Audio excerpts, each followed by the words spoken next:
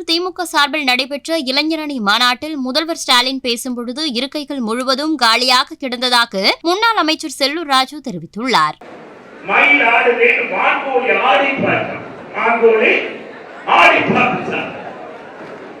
ஊருக்குள்ளே உயர உயர பறந்தாலும் பறந்தாக முடியாது இல்லையா?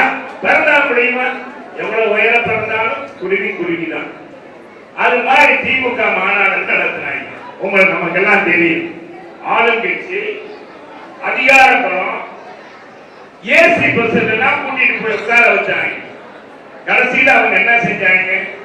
அங்க என்ன பார்த்தோம்? நம்ம ரம்மி விழா. என்ன விளையாண்டாங்க? ரம்மி விளையாண்டாங்க. அமைச்சர்லாம் கோடி கோடியா கொள்ளையடிக்கிறான்.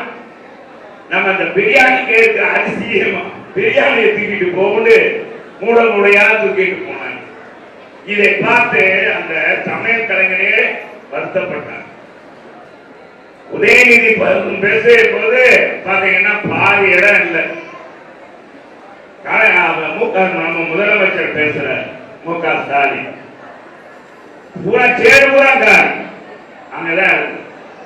நீங்க எல்லாம் எங்களோட போட்டி விட முடியுமா? புரட்சி தலைவர் படம், புரட்சி தலைவர் படம். காலையில உட்கார்ந்தவன் 8 மணி வரைக்கும் எந்திரிக்கல மாநாட்டில். செய்திகளை உள்ளது உள்ளபடி தெரிந்து கொள்ள ரெஃப்ளெக்ட் நியூஸை சப்ஸ்கிரைப் பண்ணுங்க.